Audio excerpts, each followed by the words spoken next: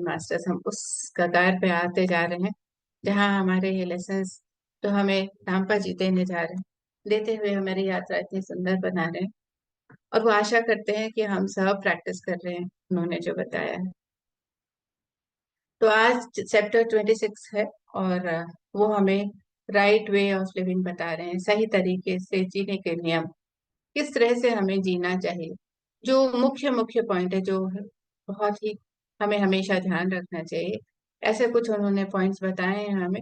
ऐसे तो आमतौर पे हमें बहुत तरह से हमने बुद्ध से भी जाना कि कैसे हमारी वाणी होनी चाहिए, कैसे हमारा कार्य होना चाहिए, कैसे हमारा मन होना चाहिए, आदि आदि। लेकिन यहाँ पे रामपा जी हमें कुछ अलग बता रहे हैं। तो यहाँ वो कहते हैं कि जो अब हम वो क्या कह रहे हैं, अब हम उन्हें बनाने वाले हैं जिन्हें हम सही तरीके से नियम, जो हमारे जीने के नियम हैं उनको बनाने जा रहे हैं। ये पूरी तरह से मूलभूत नियम है ना। ये एक बहुत ही रूट, बहुत ही बेसिक रूल्स हैं जो बता रहे हैं। वो कहते हैं कि ये मूलभूत नियम है जो निश्चित रूप से किए जाने चाहिए, हम सबको ये फॉलो करने चाहिए। वो बता रहे हैं कुछ भी ऐसा नहीं है जिसको फॉलो करने में हमें प्रॉब्लम हो। तो सबसे कहते हैं कि इनके साथ हमें खुद को जोड़ लेना चाहिए कि क्या है ये, हमेशा हमें जोड़ करके रहना चाहिए इन पॉइंट से। तो पहले आप उन्हें लिखें, सबसे पहले हमें लिख लेना चाहिए इन पॉइंट्स को, और उसके बाद वो हमेशा हमारे सामने रहने चाहिए। तो सबसे पहला है कि और ये क्यों है, ये हमें इसलिए बता रहे हैं ताकि हमें अंतर्दृष्टि प्राप्त हो सके, हम अपने इंट्यूशन से जुड़ सके।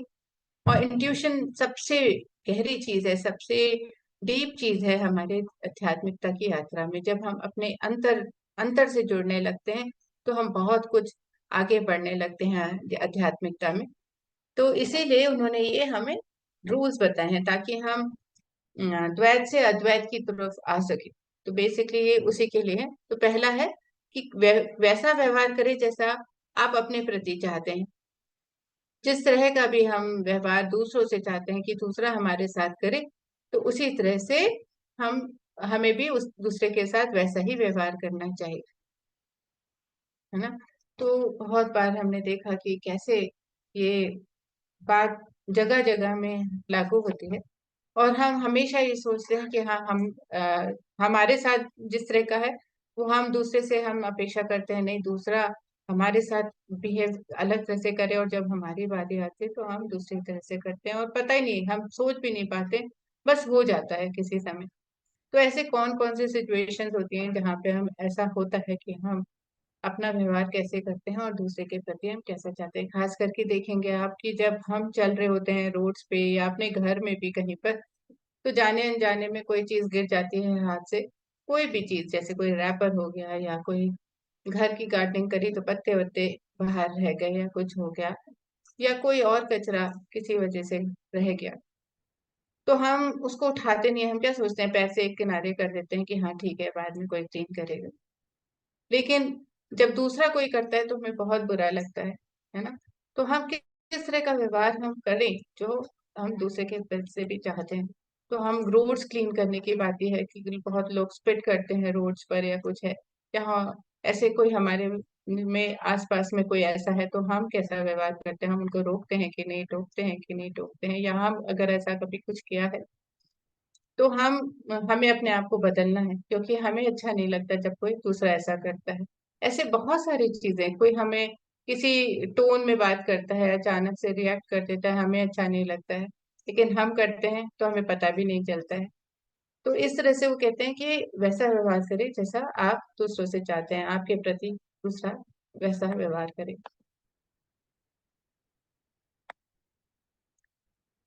तो आगे वो कहते हैं कि तो इसका मतलब क्या है, यहाँ कहते हैं कि वैसा व्यवहार करें जो जैसे दूसरा चाहते हैं।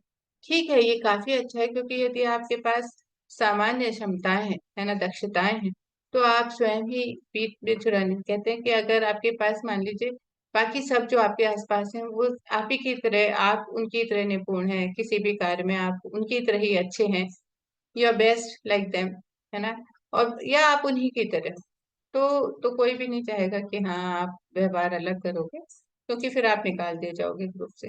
तो कहते हैं लेकिन ना ही आप स्वयं को धोखा देंगे, तब उन सब चीजों में ना ही आप धोखा देंगे अपने आप को, ना ही स्वयं को का अधिकार अधिक भार डालेंगे।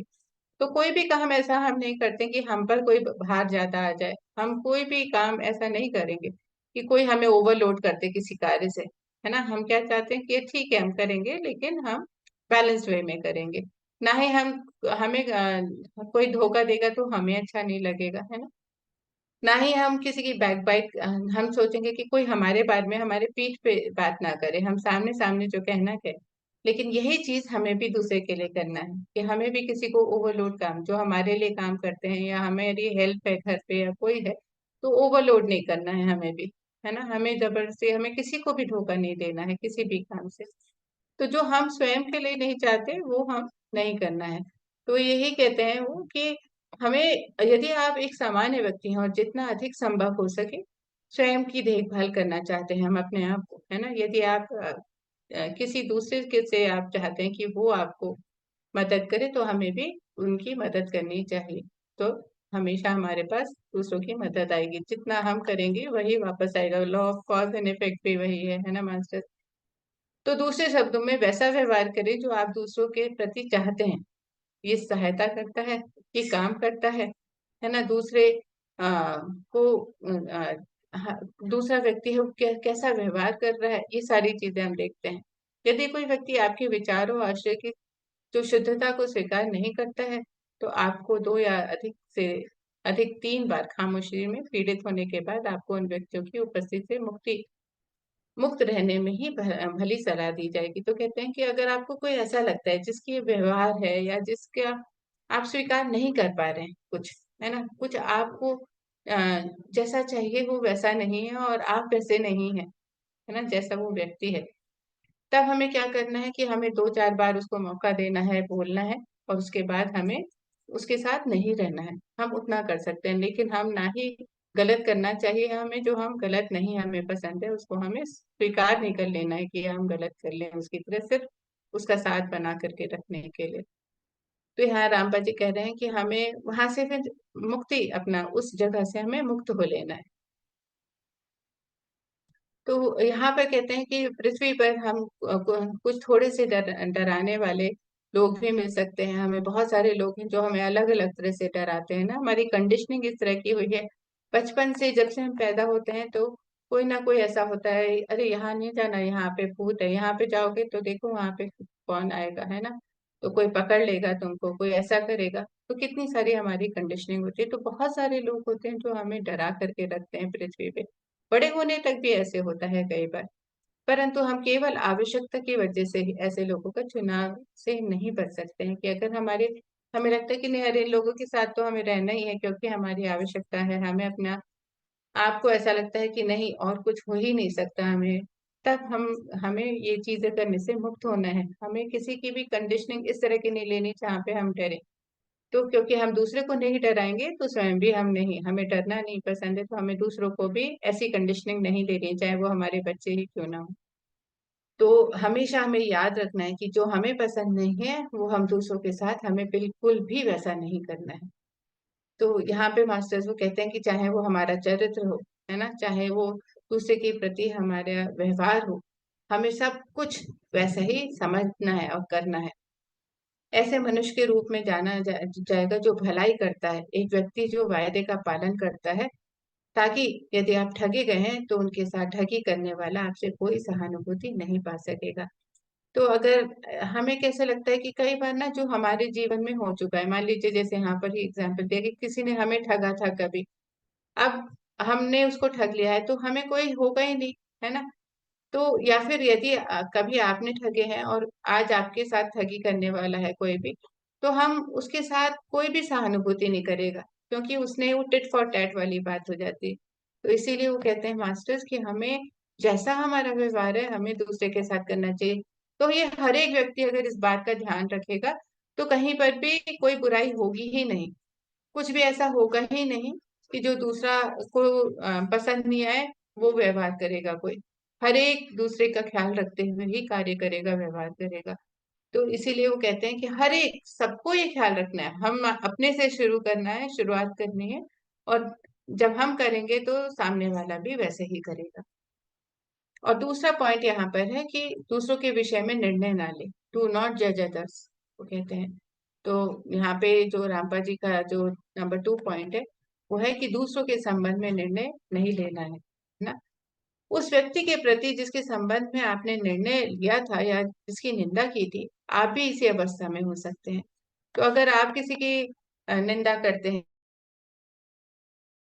अच्छा तुम्हें तो ये करने, खास करके बहुत सारे पेरेंट्स अपने बच्चों के लिए, उनके भविष्य के लिए तो निर्णय लेकर के पैदाइशी हक समझते हैं, उनको पैदा करने का हक समझते हैं कि नहीं, हम जो करेंगे वही करेगा बच्चा। और ये शुरुआत उनको पैदा करने से लेकर के उनकी शादी हो जाने के बाद तक भी पेरेंट्स इंटरफियर करते रहते हैं, है ना, क्योंकि वो अपना जन्मसिद्ध अधिकार समझते हैं कि मैंने उसको जन्मा है, तो ये तो मेरा अधिकार है अपने बच्चे के ऊपर, हम नहीं करेंगे, उसका राह नहीं दिखाएंगे तो कौन दिखाएगा। तो यहाँ पे बताते हैं कि दूसरों के विषय में निर्णय ना करें, डू नॉट जज अदर्स। हमें कोई हक नहीं है कि हम दूसरों का निर्णय करें, कि हम ये भी नहीं समझे कि हाँ ये जो है, अगर इसके मन में कुछ चल रहा है तो वो गलत करेगा, या गलत उसके अंदर काबिलियत नहीं है, जो वो बोल रहा है उसमें तो वो सफल ही नहीं होगा। तो हम कोई नहीं होते ये निर्णय लेने वाले। हमें वो निर्णय अब हर एक व्यक्ति को अपनी लाइफ का निर्णय खुद लेना है, चाहे वो कुछ भी हो। तो कहते हैं कि आज जिसकी निंदा की थी, अगर हम कभी, या तो ना ही हमें उसका निर्णय लेना है, ना ही हमें किसी की निंदा भी करनी है, बुराई भी नहीं करनी है हमें किसी की। आप भी किसी अवस्था में हो सकते हैं, हमें हमेशा सोचना है कि कभी ना कभी हमारे लिए भी ये सिचुएशन आ सकती है। अगर ऐसी सिचुएशन आई तो हम क्या करेंगे, जब हमारे साथ कोई इस तरह का व्यवहार करेगा, कोई चीज थोपेगा हमारे ऊपर, या फिर हमारे पीछे कोई बैकबाइट करेगा या कोई बुराई करेगा, तो हमें कैसा लगेगा। हमारे साथ भी ऐसी सिचुएशन हो सकती है, तो हमेशा हमें we should try to put our feet in somebody else's shoes वाली बात है, कि हम कैसे ऐसे हो सकते हैं।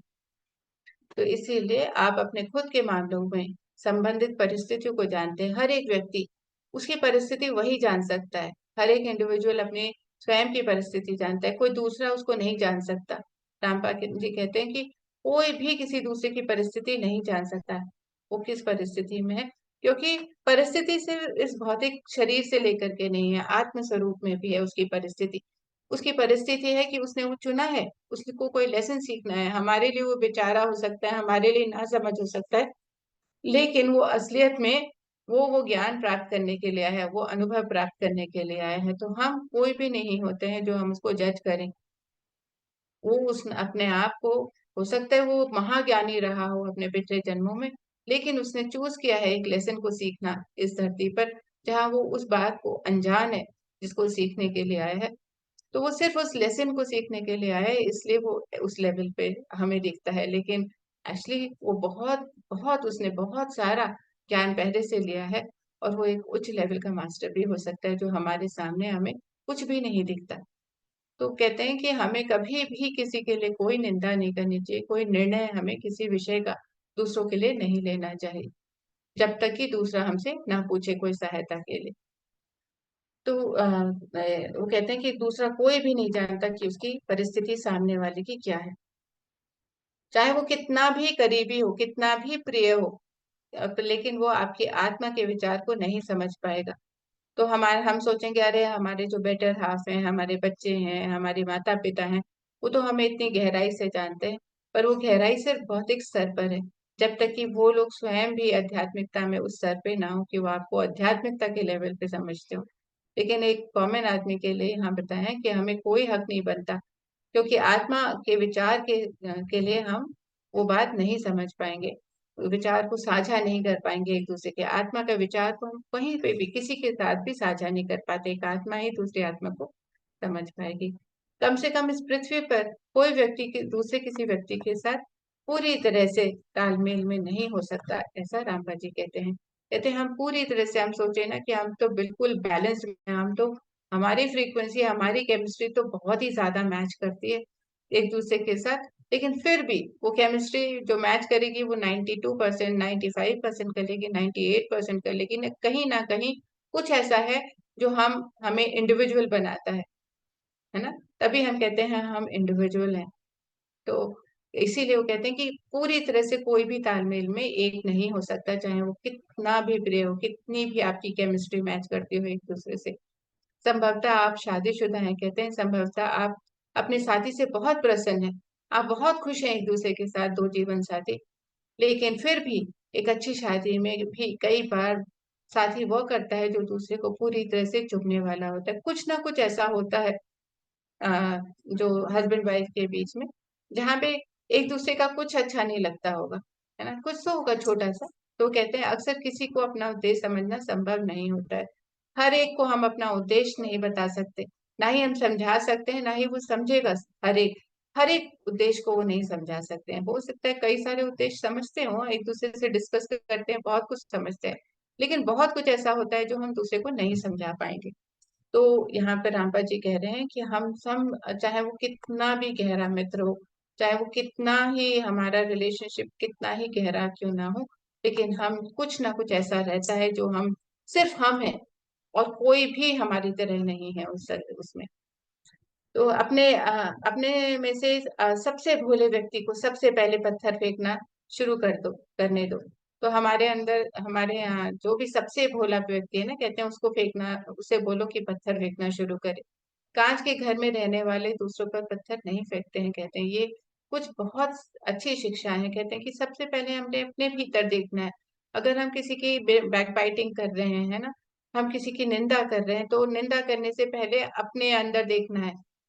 वो कहते हैं, ये कहते हैं ये बहुत ही अच्छी शिक्षा हमने पुराने लोगों से जानी है, कि जो पूरी तरह से भोला भी होता है ना, वो भी पूरी तरह से शुद्ध, पूरी तरह से भोला होता है, वो भी हमारी इस खराब पुरानी पृथ्वी पर टिक नहीं सकता। अगर जो वाकई में बहुत भोला है, पूरी तरह से शुद्ध है, तो उसको धरती पे क्या काम है? तब उसको कुछ सीखना ही नहीं है, धरती पे आना ही क्यों है? तो रामपाल जी क्या कह रहे हैं, वो तो धरती पे टिक ही नहीं सकेगा, और वो सचमुच एक ऐसा कोई व्यक्ति है जो पूरी तरह से शुद्ध है, पूरी तरह से भोला है, बहुत ही है ना, सरल है। तो वो, उसको पृथ्वी पे आने का कोई काम ही नहीं है। तो वो हमारी खराब पुरानी पृथ्वी पे क्या करेगा? यहाँ तो सीखने के लिए आया है, यहाँ तो लेसन सीखना है। उसको तो सीखना ही नहीं है कुछ, तो वो तो पहले से शुद्ध है, तो वो यहाँ क्यों आएगा? उसको यहाँ आने का कोई काम ही नहीं है। इसीलिए वो कहते हैं यहाँ वो टिक ही नहीं पाएगा। तो इसीलिए कहा गया कि केवल भोला ही है जो पत्थर फेंक सकता है, कोई और पत्थर नहीं फेंक सकता है, क्योंकि ऐसा ही व्यक्ति जो पूरी तरह से शुद्ध हो गया है, पूरी तरह से भोला हो गया है, यानी कि सरल हो गया है, तो वो कहीं से भी कुछ भी पकड़ के नहीं रखता है। तो ऐसा ही व्यक्ति है जो पत्थर फेंक सकता है, और ऐसा व्यक्ति तो कोई है ही नहीं जो दूसरों पे पत्थर फेंक सके, है ना? तो पत्थर फेंकने से तो पहले अपने यहाँ अंदर देखना है। तो कहते हैं लोग यहाँ चीजें सीखने के लिए आते हैं, यदि उन्हें कुछ नहीं सीखना है तो वो यहाँ आएंगे ही नहीं, जैसे हमने कहा, है ना? तो यहाँ पे सभी गलतियां करते हैं और उन गलतियों से सीखते हैं, इसीलिए दोषी ठहराया जाता है। जो हमने भी कहीं ना कहीं किया है, कि हम भी किसी को दोषी ठहराते हैं, हम भी, कोई दूसरा भी गलती करता है तो हम उसको बोलते हैं। तो यहाँ पे जब तक हम काम नहीं करेंगे तो गलतियां नहीं होंगी, गलतियां नहीं होंगी तो हम सीखेंगे कैसे, है ना? तो हर एक चीज से हम सीखने के लिए हमें कार्य करने हैं। पर जब सीखना ही नहीं है, हम तो पहले से ही बेस्ट हैं, तो यहाँ उसके लिए, उस व्यक्ति के लिए धरती पे कोई जगह ही नहीं है। और फिर जब ऐसा होता है कि हाँ, हम जो भी सीखने के लिए आए थे, हमने एक 8-10 जो भी हमारे लेसन थे हमने सीखने थे, वो हम सीख चुके हैं, तो हम तुरंत ही पृथ्वी छोड़ करके फिर से चले जाते हैं, शरीर को छोड़ करके हम फिर से चले जाते हैं। और जब हम अपने प्रशिक्षण स्कूल को छोड़ देते हैं, तो हम पाएंगे कि एक स्टैंडर्ड, वास्तव में जो एक मानक है, जो स्टैंडर्ड्स हैं, पूरी तरह से अलग है ना? तो क्या होता है कि अ, जब हम यहाँ से धरती से छोड़ करके जाते हैं, तो जो स्टैंडर्ड्स होते हैं, वो हमारे जो स्टैंडर्ड, जो भौतिक तत्व के स्टैंडर्ड्स हैं जिनकी हम बात करते हैं, वो आध्यात्मिक लेवल पे या आत्मा लेवल पे वो बिल्कुल ही फर्क होते हैं। आत्मा लेवल पे हम बहुत सारी चीजें ये करते ही नहीं है जिनकी हम बात कर रहे हैं, हम अलग अलग तरह से हम देखते ही नहीं है। तो इस तरह से वो कहते हैं कि हमारा निर्णय अपने वास्तविक मूल पर करना चाहिए, इसीलिए दूसरों का निर्णय नहीं करें। हमारे अपने वास्तविक मूल हमें जानना है पहले। कैसे जानेंगे? ध्यान में। ध्यान से जुड़कर अपने अंदर की कमियों को जानेंगे, अंदर जानेंगे कि हमें क्या क्या सीखना है, क्या क्या छोड़ना है। जब हम ऐसा करेंगे तो सामने वाला भी, वो भी हम अपनी तरह देख पाएंगे कहीं ना कहीं, और हम कोई निंदा नहीं करेंगे और उसके लिए उनके लाइफ के डिसीजन हम नहीं लेंगे। तो ये दूसरा नियम है। और तीसरा नियम है कि हमें हमेशा पंक्चुअल रहना चाहिए, हमें समयनिष्ठ रहना चाहिए, है ना। समयनिष्ठ यानी कि हमें पंक्चुअल रहना चाहिए। तो ये तीसरा नियम जो है, हम कहेंगे अरे यहाँ पे ये तीसरा नियम रामपा जी क्यों बोल रहे हैं, है ना। पर ये हमें चौंका देने वाला है, परंतु ये बहुत ही तर्कसंगत है। लोग सोचते हैं कि इसका क्या मतलब है, इससे आध्यात्मिकता का क्या लेना देना है, पंक्चुअलिटी का, समय निष्ठा का यहाँ क्या लेना देना है। तो समय निष्ठा के बारे में कह रहे हैं कि जब हम समय पे नहीं पहुंचते, ऐसे बहुत सारे लोग हैं कि हम एक निश्चित समय और एक निश्चित स्थान बनाया गया है, ऐसी योजना बनाई है कि यहाँ एक निश्चित समय में एक निश्चित स्थान पे कुछ करना है। तो समय निष्ठ ना होने पर हम अपनी योजनाओं और दूसरे व्यक्तियों के विचारों के प्रति अव्यवस्थित हो जाते हैं, अगर हम पंक्चुअल नहीं होते हैं। अभी यहाँ पर मीटिंग में ही अगर पंक्चुअल नहीं है, अगर प्रिया जी हैं या विजय सर आकर के अगर जूम टाइम पे ना खोलें, तो समय सबका बर्बाद होगा ना। टाइम से नहीं हो रहा है, कुछ टाइम से सब लोग अपना उतना ही टाइम निकाल करके आते हैं, ये सोच के कि हाँ इतना टाइम है, चलो हम सेशन करेंगे। या कहीं जाना है, किसी से अपॉइंटमेंट लिया है या किसी के घर जाना है, तो हम एक निश्चित समय में बैठ करके और आ सकते हैं वहां पर, जो भी हमें समय निष्ठ है। तो हमें पंक्चुअलिटी रखनी है। नहीं तो क्या होता है कि समय निष्ठ न होने पर हम उन लोगों में जो काफी लंबे समय तक से हमारी प्रतीक्षा कर रहे हैं, वो नाराजगी उत्पन्न हो जाती है कि तो हम तो वेट कर रहे थे, उस समय कहा था अभी तक आए नहीं। ऐसे बहुत सारे हमारे परिवार में भी होते हैं, हम भी कभी ऐसे हुए हैं, तो लोग हमारी तरफ भी वैसे ही करते हैं। तो हमें देखना है कि अगर ऐसा हो रहा है तो एक असंतोष या अपवाद पनपना शुरू हो जाता है हमारे अंदर ना, we are not very happy. और तो दूसरा व्यक्ति भी है, वो भी हैप्पी नहीं होता है हमारे आने से जाने से उनके यहाँ। या कोई हमारे यहाँ है जो पंक्चुअल नहीं हो, हम बैठे हैं, किसी ने कहा है 11 बजे आएंगे, वो आ रहा है 3 बजे, आ रहा है 1 बजे, तो हम बैठे बैठे बैठे बैठे लगेगा क्यों कह दिया भैया आने के लिए, है ना। तो बहुत समय बर्बाद होता है और उसमें एक असंतोष आने लगता है। तो यहाँ पर समयनिष्ठ ना होना है हमारे दूसरे व्यक्ति को, उसका कोई दूसरा रास्ता, मतलब उसके बिहेवियर में चेंज आएगा नेक्स्ट टाइम, है ना। वो हमारे से कैसा बिहेव करेगा, वो एक अलग तरह से बिहेव करेगा, उसको लगेगा अरे इस व्यक्ति से तो अब आने के लिए कहना ही नहीं चाहिए, या फिर बोलो कि और स्ट्रिक्टली बोलो कि इतने बजे आ ही जाना है, इतना ही टाइम है मेरे पास ना। तो वो व्यक्ति का जो रास्ता होगा वो दूसरी तरह से वो चयन करेगा कि अच्छा उस डील कैसा करना है मुझे, जो व्यक्ति हमेशा ही पंक्चुअल नहीं होता है उसके साथ मुझे अब कैसे डील करना है, कैसे उससे मुझे बात करनी चाहिए। तो एक और चीज है कि हमें हमेशा सम्मान रखना चाहिए, जो सामने वाला है जिसके हमें जाना है उसके प्रति भी और अपने प्रति भी सम्मान रखना है, क्योंकि हम भी टाइम वेस्ट करेंगे अगर हम जा रहे हैं किसी के पास। तो कई बार होता है कि हमें वेटिंग में रहना पड़ता है कि आपका कोई अपॉइंटमेंट है, वहां थोड़ी देर पहुंचे तब आपको वेट करना पड़ेगा। नहीं तो अगर समय पे पहुंचेंगे तो आप अपने समय पे बैठ कर फटाफट काम करके आ सकते हैं। तो समय भी ज्यादा लगता है। और दूसरा, अपने प्रति भी सम्मान नहीं होता है और दूसरे के प्रति भी हम सम्मान नहीं दिखाते हैं अगर हम पंक्चुअल नहीं होते हैं।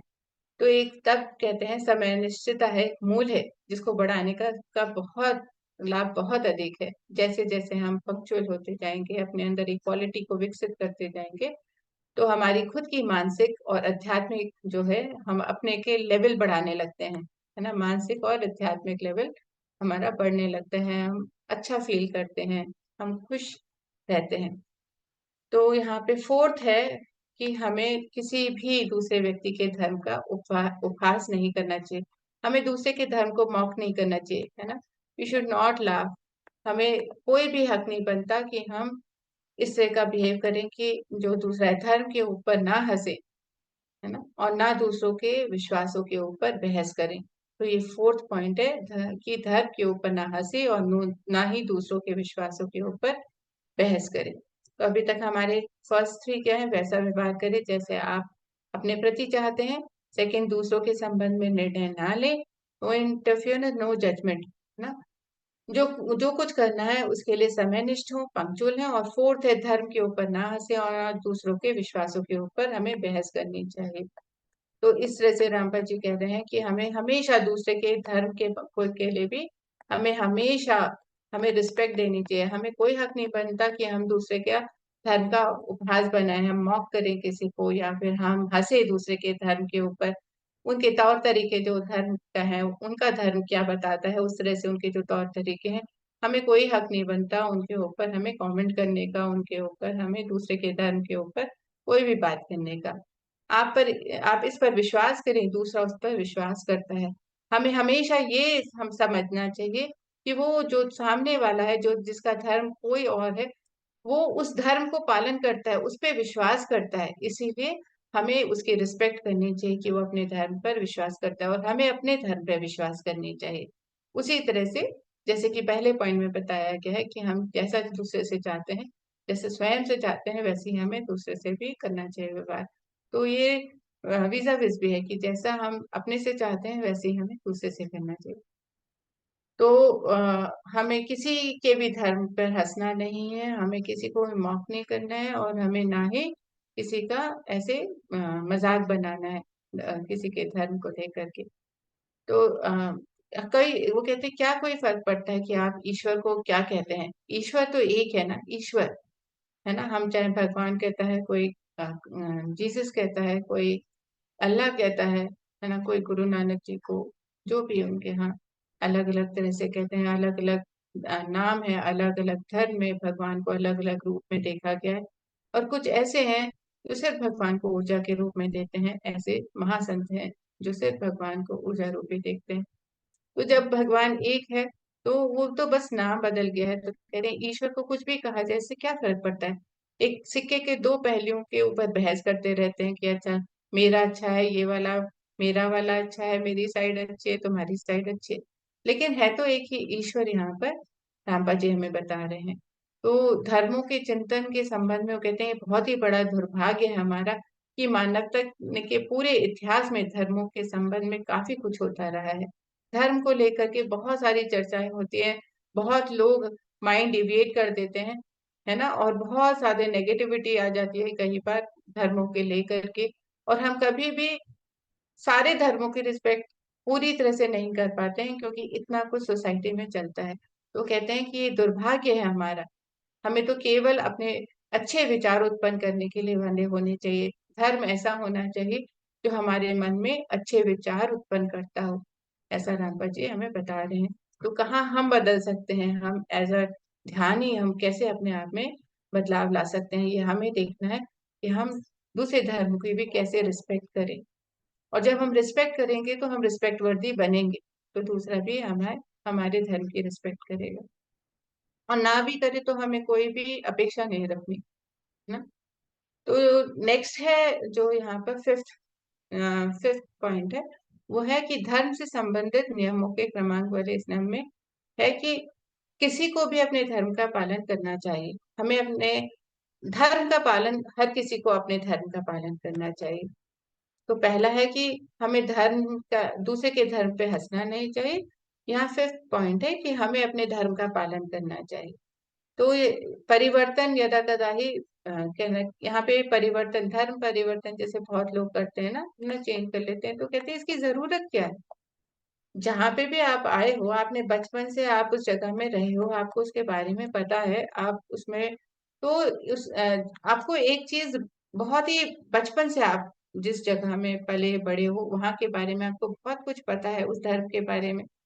तो अगर आप चाहो तो उसी को और जानकारी उसमें बढ़ाते हुए आप उसके उस धर्म में जिसमें आप पैदा हुए हो, उसको बहुत ही सुंदर तरह से आप उसमें अपनी जीविका निभा सकते हैं। लेकिन अगर आप अपना धर्म परिवर्तित करते हैं, तो आप बचपन से तो थे नहीं, अचानक से आप कुछ बड़े हुए और आपने सोचा कि अब अपना धर्म बदलना है, तो अब सीखना मुश्किल होगा। क्योंकि जैसे जैसे हम बड़े हो जाते हैं, तो हमारे अंदर सीखने की शक्ति कम हो जाती है। ऐसा रामपा जी कहते हैं कि कोई भी ऐसा चीज नहीं है, ये कोई बुराई नहीं कि अच्छा धर्म पर सिर्फ एक टैग के लिए कि हाँ हमने तो धर्म बदल लिया, अब मेरा धर्म ये है, ऐसा नहीं करना चाहिए। धर्म को जानना जरूरी है, वो कहते हैं हर एक किसी को बहुत बारीकियों से धर्म को जानना जरूरी है। तो समझदारी ये होती है कि जिसमें आपने जन्म लिया है, आप बचपन से, आप जन्म से देखते आ रहे हो, तो आपको पता है उस धर्म के बारे में। कोशिश करिए, प्रश्न रखिए उसके बारे में और जानने की कोशिश करिए, और अपने धर्म में ही आप हमेशा अपने धर्म का पालन करना चाहिए। लेकिन यहाँ पे वो बार बार कहते हैं कि ऐसा करना बेवकूफी होगी कि हम बीच में अचानक से जब बड़े हो गए और हमें एक दिन शौक लगा कि हम अपना धर्म बदल लें, या किसी कारण से हमने धर्म बदल लिया। अब ना ही हम उसकी बारीकियों को समझते हैं, ना ही हमने उसको बचपन से देखा है, तो अचानक से बड़े होते होते हम कितना जान लेंगे, कितना हम उसको समझ सकेंगे। तो जब तक आप अपनी खाल के अंदर झांक कर ना देखें, उसके अंदर के मन को ना देखें और उसकी आत्मा को भी ना देखें, आप ये निर्णय नहीं ले सकते कि दूसरे व्यक्ति का कौन सा धर्म उचित होगा। तो कहते हैं, पहले ये निर्णय लेने से पहले कि आपको धर्म परिवर्तन करना है, आपको दूसरा व्यक्ति जिसका आप धर्म लेने जा रहे हो, उसके अंदर झांकना है, उसकी खाल के अंदर झांकना है, उसके मन के अंदर झांकना है, उसकी आत्मा को देखना है, और फिर आपको निर्णय लेना है कि उसका धर्म लेना उचित होगा, मुझसे होगा भी कि नहीं होगा, मैं उसके धर्म के बारे में जान पाऊंगा नहीं जान पाऊंगा, या उसको मैं फॉलो कर पाऊंगा नहीं कर पाऊंगा, या कर पाऊंगी या नहीं कर पाऊंगी। ये हमें बहुत सुंदर तरह से अपने अंदर प्रश्न रखने चाहिए। ऐसे करने की क्षमता में कमी वास्तव में उसको कमजोर करना है। दूसरे व्यक्ति के धर्म के मामले में हंसना, हस्तक्षेप करना, यानी कि इंटरफियरेंस करना, है ना, ऐसी चीज मानी जाती है कि ये बेवकूफी है। जब तक हम जानते ही नहीं किसी बारे में, तो हमारा हक नहीं बनता उसको कुछ भी कमेंट करने का। तो पहले जानना है, एक डीपली हमें जानना है, तभी हम ये चीजें कर सकते हैं कि हम किसी हंसना है या नहीं हंसना है, या हमें उसका धर्म लेना है किसी का। तो जो हमारे पास है उसको ही पहले अच्छे से समझो, जब ही निर्णय ले पाओगे कि ये अच्छा है कि नहीं है। फिर सामने वाले को भी जानो कि हाँ वो कैसा है, फिर निर्णय दोनों को तोल करके ही आप निर्णय ले सकते हो।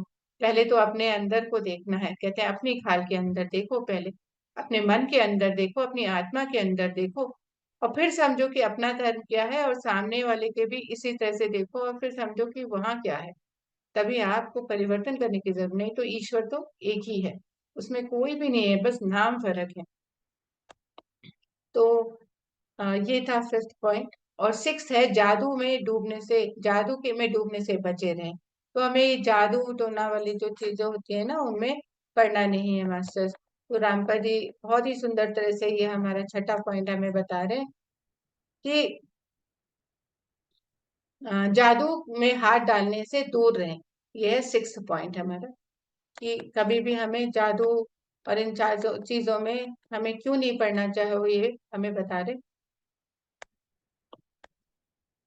तो कहते हैं, यदि कोई बिना मार्गदर्शन के उनका अध्ययन करे, जैसे जादू है या कोई भी इस तरह का मैजिक है, कोई भी तरह का मैजिक हो, या तो बच्चों को हंसाने वाला मैजिक हो, कुछ किसी को ना अचंभित करने वाला मैजिक हो, या ब्लैक मैजिक हो, या जैसा भी मैजिक हो, तो कहते हैं यदि कोई बिना मार्गदर्शन के उनका अध्ययन करे, तो रहस्य विज्ञान में ऐसी अनेक अनेक चीजें हैं जो किसी को बहुत अधिक नुकसान पहुंचा सकती हैं।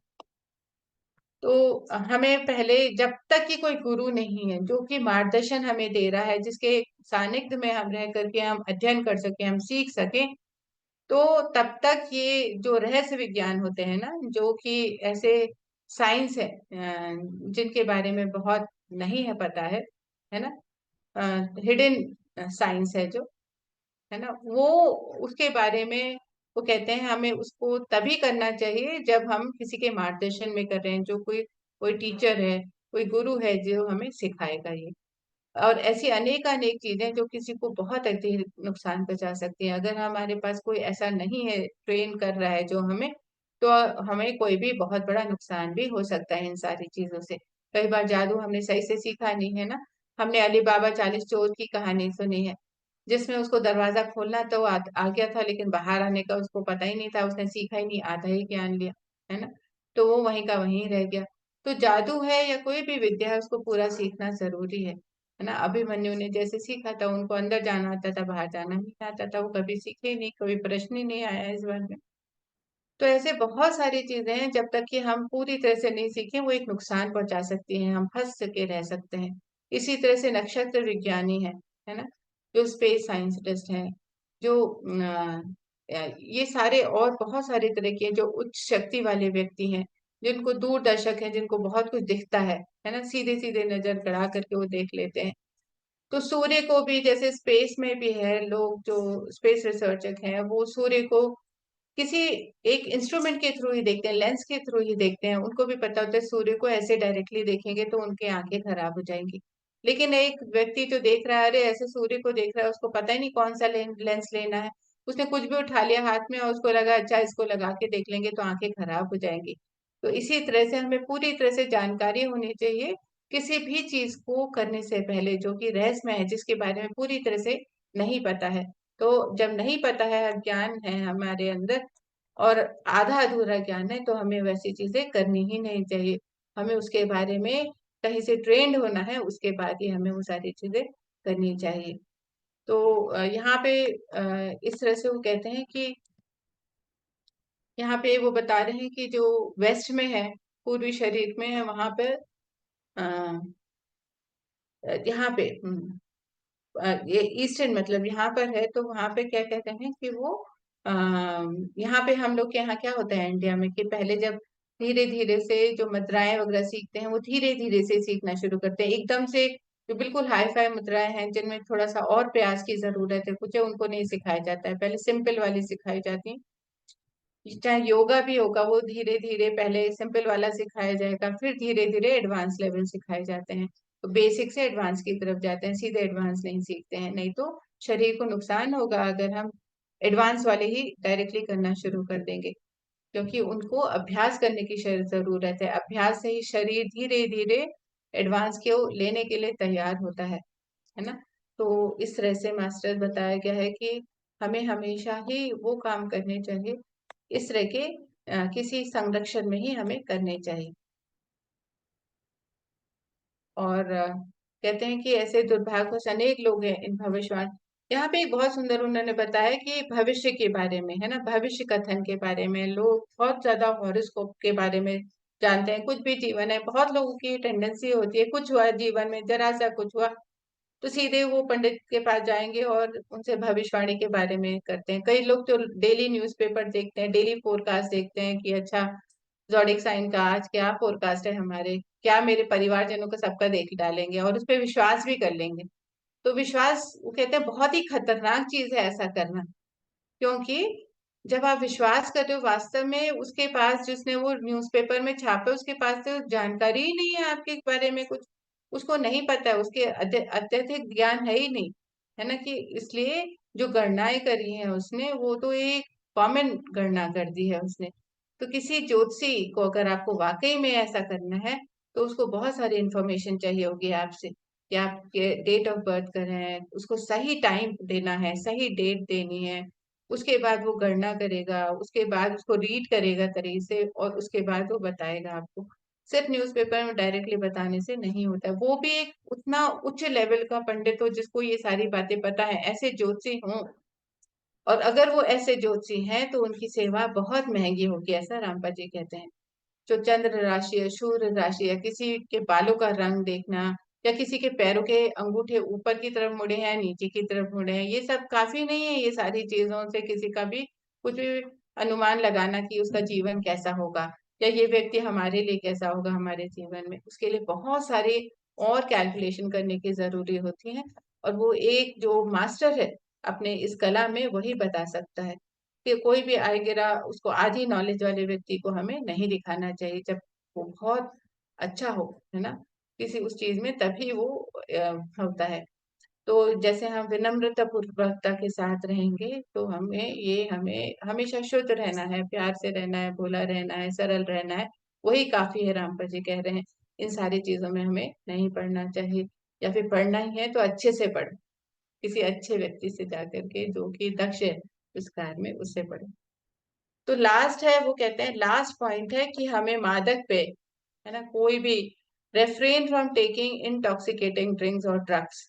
तो हमें मादक पेय या मादक दवाइयों लेने से हमें बचना चाहिए। क्यों बचना चाहिए, क्यों हमें नहीं लेना चाहिए, क्यों कहा गया है कि हमें नहीं, अल्कोहल नहीं लेना चाहिए, हमें ड्रग्स नहीं लेनी चाहिए, है ना। तो क्यों बताया गया है ये, क्योंकि कुछ तो ऐसा है जो कहे, तो कहते हैं मादक पेय आत्मा को नुकसान पहुंचाते हैं। रामपा जी क्या बता रहे हैं, क्योंकि जब हम ऐसा करते हैं तो हमारा जो सूक्ष्म शरीर है ना, तो सूक्ष्म शरीर क्या होता है हमारा, जब वो निकलता है बाहर, हमारे सूक्ष्म शरीर, और हम टॉक्सिकेटेड है, इंटॉक्सिकेटेड है, तब क्या होगा, तो हम खतरों का अनुभव करेंगे, क्योंकि हमें पता ही नहीं, हम चलते जा रहे हैं, हमें अपने ऊपर ही नियंत्रण नहीं है, हम तो बिल्कुल अवेयरनेस में नहीं है, अवेयरनेस नहीं है तो हम वापस कैसे आएंगे, हम खो सकते हैं कहीं पर भी। इसी तरह से जो ऐसे ड्रिंक्स होते हैं आत्मा को बहुत बड़ा नुकसान पहुंचाते हैं, और जो हमारे सिल्वर कॉर्ड के माध्यम से जो भेजे जाने प्रभावों को विकृत करते हैं, वो जो निरंतर एक जो हमारे सिल्वर कॉर्ड से के माध्यम से जो यूनिवर्स से हम कनेक्टेड है ना, वो कनेक्शन ही नहीं बैठता है, वो प्रभाव ही नहीं होता है, वो विकृत हो जाता है। तो वो कहते हैं कि वे मानसिक मस्तिष्क जो पृथ्वी पर शरीर के परिचालन और इस लोक के परे ज्ञान को प्राप्ति के संबंधित है, जितना भी स्पिरिचुअल लेवल की कोई भी बात है ना, जैसे हमारे इंट्यूशंस हैं, हमारा अति इंद्रिय ज्ञान है, अब जो शरीर का परिचालन कर रहा है, हमारा हमारा जो मन है वो सबको नियंत्रण कर रहा है हमारी बॉडी पे। पर जब हम इंटॉक्सिकेट होते हैं तो मन ही बिल्कुल तरह से, मन कहीं जा रहा होता है, शरीर कहीं जा रहा होता है हमारा। तो कहते हैं इस तरह से हम सही सिग्नल नहीं भेज पाते हैं, हमारा जो ब्रेन है वो सही से तरह से सिग्नल नहीं पहुंचा पाता है वेन्स के द्वारा, और फिर वेन से हमारी बॉडी पार्ट्स या मसल्स के में नहीं जाती हैं सही। तो उनमें असंजम, हमारा जो बैलेंस नहीं होता है ना। तो मादक दवाई ड्रग्स तो और भी खराब है। वो कहते हैं कि जो इंटॉक्सिकेटेड ड्रिंक्स हैं, अल्कोहल है या जैसे और है, उससे भी ज्यादा खराब है ड्रग्स, मादक दवाई जो है वो उससे भी ज्यादा खराब होती है। तो मादक दवाइयों को लेने वाला और तब वास्तव में जो उसको आदत पड़ जाती है, मादक जो ड्रग्स लेने वाला है उसकी एक आदत पड़ जाती है, और जो मादक पदार्थ हैं या पेय हैं ड्रग्स के में, वो मिथ्या प्रलोभन के प्रभाव में, तो उसमें ना एक खिंचाव आने लगता है, रुझाव आने लगता है, उसको हमेशा से लगता है कि हाँ अब मुझे ऐसा चाहिए है ना। तो वो एक अट्रैक्शन बन जाता है उसके लिए, और उसके बिना वो रह ही नहीं पाता है व्यक्ति। तो इस तरह से उसकी जो जो वेन्स हैं, जितने भी जो रिफ्लेक्सोलॉजी के हिसाब से है ना जो हमारा, तो हमारे सारे ये नर्वस सिस्टम है वो बहुत ज्यादा इफेक्ट हो जाता है। और हम नर्वस सिस्टम जब इफेक्ट हो जाएगा तो हमारी बॉडी काम ठीक से नहीं करेगी। तो इसीलिए कहते हैं कि जो किसी के लिए जन्मों जन्मों तक इस पृथ्वी पर आने के लिए उसके लिए रास्ता साफ कर सकता है, तो क्या होगा कि वो इसी जन्म में आता ही रहेगा, धरती पे जाएगा आएगा, जाएगा आएगा, जाएगा आएगा, उसकी जो आने और जाने में भी वो अपने जन्म को में कुछ ज्यादा नहीं सीख पाएगा। वो आना जाना कैसा रहेगा कि वो बस आया और एक कीड़े की तरह रहा और चले गया, है ना। उसको कुछ भी नहीं पता वो किस लिए आएगा उसको, क्योंकि वो टॉक्सिकेटेड रहेगा अगर, तो उसके लिए ये बेवकूफी भरी आदतें कहते हैं कि हमारे अंदर उत्पन्न नहीं करनी चाहिए, क्योंकि हमारी स्पिरिचुअल लाइफ भी खराब होती है, हमारी जो ये भौतिक शरीर है वो भी, उस जो हम ये जीवन जीने आए हैं धरती पे वो भी खराब होता है, और हमारे जन्म जन्मांतर की यात्रा भी वो बहुत बेकार हो जाती है कहते हैं। तो जब तक कि किसी ने पूरी तरह से कर्म के ऊपर अभ्यास ना कर लिया हो, तब तक ये बेवकूफी है कर्म के ऊपर अभ्यास करना है, ये अच्छा सही है कि नहीं। जब हम कर लेंगे तो हमें इसकी जरूरत ही नहीं पड़ेगी, हमें पता होगा कि ये तो बेकार है। तो आगे वो कंक्लूड करते हैं कि संपूर्ण जीवन व्यवस्थित होना चाहिए, हमारा जो जीवन है ना उसको हमें डिसिप्लिन करना है, उसको हम उसको व्यवस्थित होना बहुत जरूरी है, पूरे जीवन में अनुशासन होना बहुत जरूरी है। तो एक धार्मिक विश्वास, यदि कोई अपने विश्वास से जुड़ा है तो उसका धर्म से उसको जुड़ा रहना चाहिए। आध्यात्मिक अनुशासन की लाभदायक आकृति होती है। और आजकल कहते हैं कि जो विश्व है सभी शहर चाहे हो, तो किशोरों के गृहों को देखता है, वहां पे जगह जगह यंगस्टर्स खड़े रहते हैं, है ना। द्वितीय विश्व युद्ध के माध्यम से घरों में पारिवारिक बंधन कमजोर पड़ गए हैं, जब से सेकेंड वर्ल्ड वॉर हुआ है तो जो घर में जो पारिवारिक बंधन है वो भी कमजोर हो गए हैं। रापा जी कहते हैं पहले जैसा नहीं रहा। तो शायद पिता युद्ध को चले गए और माता कारखाने में काम कर रही थी, और परिणाम यह है कि प्रभावित हो सकने योग ऐसे जवान बच्चे किसी बड़े आदमी की निगरानी के बगैर गलियों में खेल रहे हैं। तो पहले क्या होता था, अनुशासन होता था सेकेंड वर्ल्ड वॉर से पहले, पिता काम पे जाता था और माँ बच्चों को देखती थी। लेकिन बाद में क्या होने लग गया, पिता भी बाहर चले गए और माँ भी काम पे चले गए, और बच्चे बाहर घूम रहे हैं, सड़कों पे घूम रहे हैं, और किसी बड़े आदमी की निगरानी के बिना में कहीं खेल रहे हैं। तो वो कहते हैं इन नौजवान प्रभावित हो सकने योग बच्चों ने गिरोह बना लिए हैं, इनकी ग्रुपिज्म शुरू हो गई धीरे धीरे जो यंगस्टर्स है, क्योंकि उनको कोई समझाने वाला नहीं है, वो अट्रैक्ट हो रहे हैं एक दूसरे से, सही और गलत उनको नहीं पता है। तो उनको कहते हैं उन्होंने अपने प्रकार का अनुशासन गिरोह को साम्राज्य का अनुशासन बनाया। उन्होंने अपने ही रूल्स बना लिए हैं, अपने ही रेगुलेशन बना लिए, क्योंकि उनको किसी ने रूल्स रेगुलेशन सिखाए ही नहीं, किसी के पास टाइम ही नहीं है माता पिता का। और वो कहते हैं जब तक कि माता पिता के प्रेम और धर्म का अनुशासन इनको सुधार न सके, तो किशोर अपराध जारी रखेंगे और बढ़ते रहेंगे। तो हमें जो यूथ है उनको पॉइंट आउट करने का हमें कोई हक नहीं है, क्योंकि हम उनको टाइम नहीं दे रहे हैं, हम उनको धर्म नहीं सिखा रहे हैं, हम उनको अनुशासन नहीं सिखा रहे हैं, हम उनको ये वे ऑफ लिविंग वाले रूल्स नहीं सिखा रहे हैं। इसलिए वो कहते हैं कि वो इसलिए वो अपराध कर रहे हैं, अपराध कर रहे हैं, तो वो अपराधी नहीं है, लेकिन अपराधी हम लोग हैं जो हम उनको अनुशासन में नहीं ला रहे हैं, समय नहीं दे रहे हैं, प्रेम नहीं दे रहे हैं।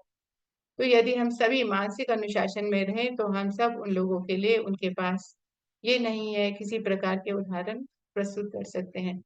तो कहते हैं कि हम फिर उन गहराई से देखना शुरू करेंगे, एग्जाम्पल दे पाएंगे, लाइफ एग्जाम्पल दे पाएंगे अपने बच्चों को, और हम अनुशासन सिखा पाएंगे।